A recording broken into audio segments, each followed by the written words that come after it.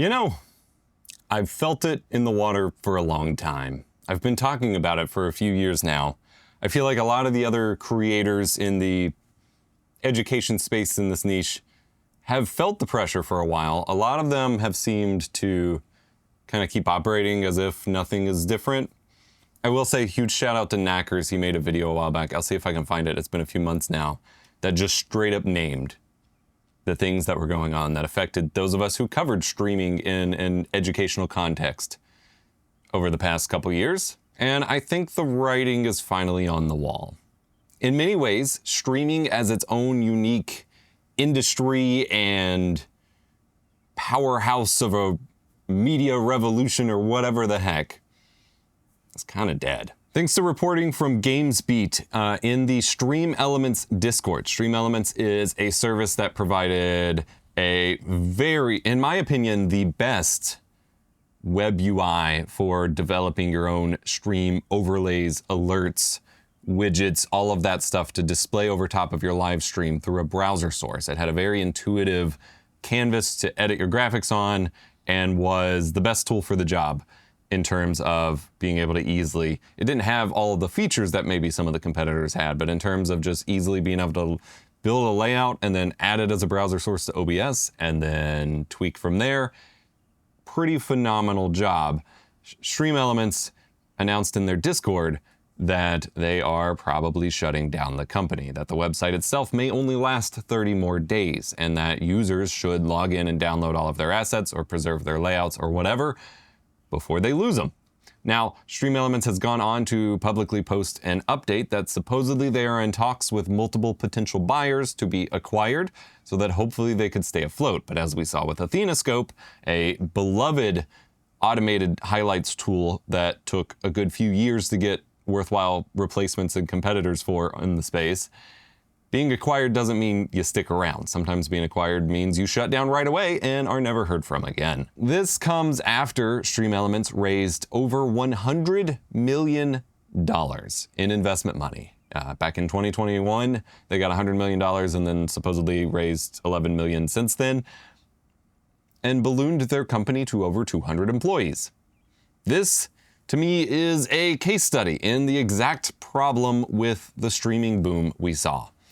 The big issue with streaming losing some degree of relevance and interest that has affected channels like my own and my work and whatever, part of the issue with it, to me, is that it's gotten worse. We haven't recalibrated since the pandemic. When the pandemic started, everyone was stuck at home, everyone was working from home. Interest in both live streaming as a content genre and the technologies that support it for other work from home video conferencing purposes skyrocketed because everyone had a need from it. And it makes sense that we might recalibrate as people went back to work and whatever, and kind of drop down the interest level back to where it was.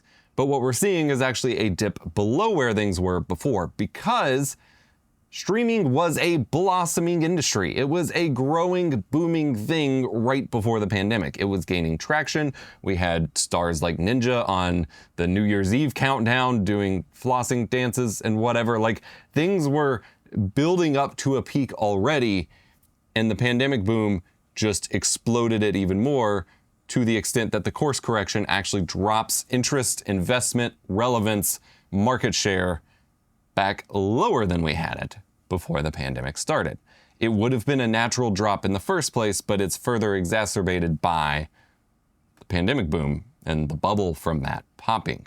Now we're seeing this with StreamElements, where companies like them and plenty of others, that most of which have already shut down or ceased operations or ceased offering their tools for free, they ran with this. They ran with the bubble that was built up during the pandemic and took in obscene amounts of investment money. $100 million for a free overlays and widgets service for live streaming is insane. We consider $100 million an insane investment for video games, which are a usually easy profit driven like product. This is a mostly free service that they're taking in the investment money for, ballooning their staff numbers, which then they had to face layoffs a year or two ago, for something that people don't want to spend money on. Because the thing I've learned about streamers is that most of them want everything for free. And part of that comes from the fact that it's just a hobby.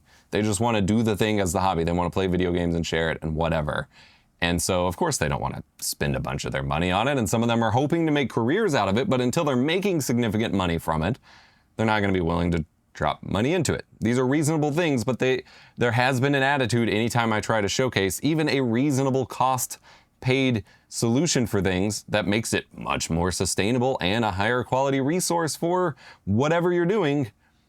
People get spicy. They don't want to pay. They don't want to. The very idea of something costing money when OBS itself is developed by very generous open source developers just breaks some people's brains a little bit. Now, StreamElements had been trying to turn a profit by pivoting into more of the creator sponsorships space.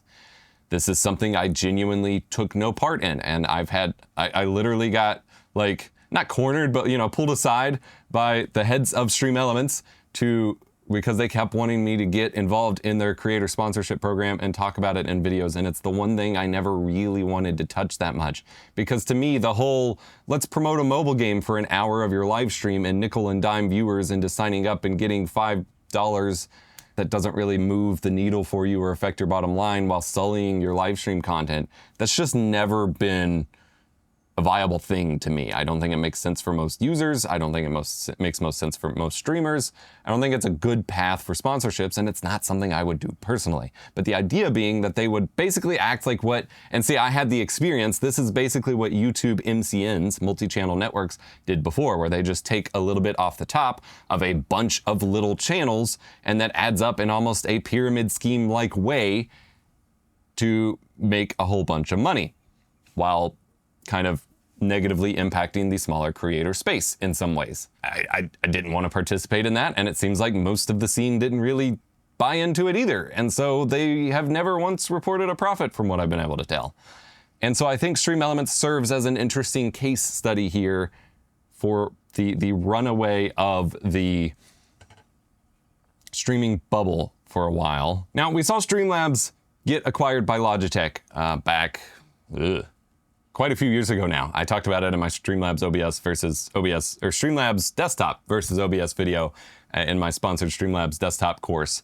And they got acquired by Logitech, and they completely cleaned house, and they are now presumably a little more sustainable by just being a smaller team within a bigger company. And that could happen with StreamElements. They could get picked up by a Corsair to partner with Elgato or some other company that wants to maintain a little share in the space.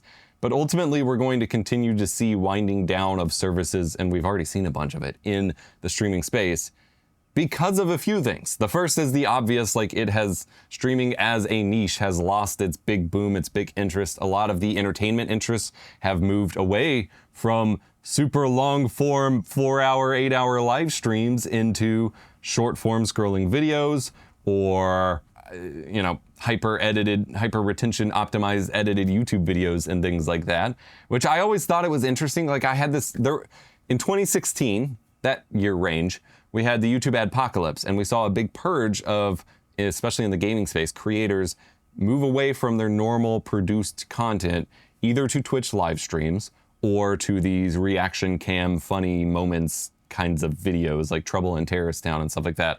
And I really never liked that. That was more for kids. It wasn't my thing. I wasn't a huge fan of it. And I was kind of bummed that we moved away from this fun produced content niche into just long form, boring streams. And I always thought that was a little weird, but people valued the connection, whatever. It took off for a bit. And now we've kind of course corrected back where people are losing interest in that again and going back to the hyper-edited stuff, except it's way more hyper-edited now, which is an interesting...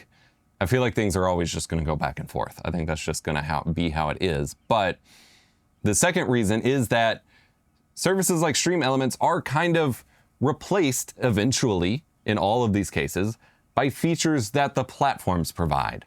Whether it's multi-streaming, multi-format support, alerts, whatever, the streaming services are going to do their best to provide the best product for the user, and eventually that ends up replacing the third-party tools. So in this case, Twitch actually provides their own alert service now and some overlay tools and things like that. And when they started, especially because they were pushing it with Twitch Studio, which was their own live streaming program in general that they have since dropped support for, but they've still been building up their alerts tools and things like that. For the beginner to like sort of intermediate, Twitch's tools are kind of all you really need. And then if you're kind of in the middle, Streamlabs is probably the way to go. And if you want more advanced creative stuff, you do it custom in StreamerBot. And that's kind of how things always end up going, is that the supplemental tools just become features rather than a necessity.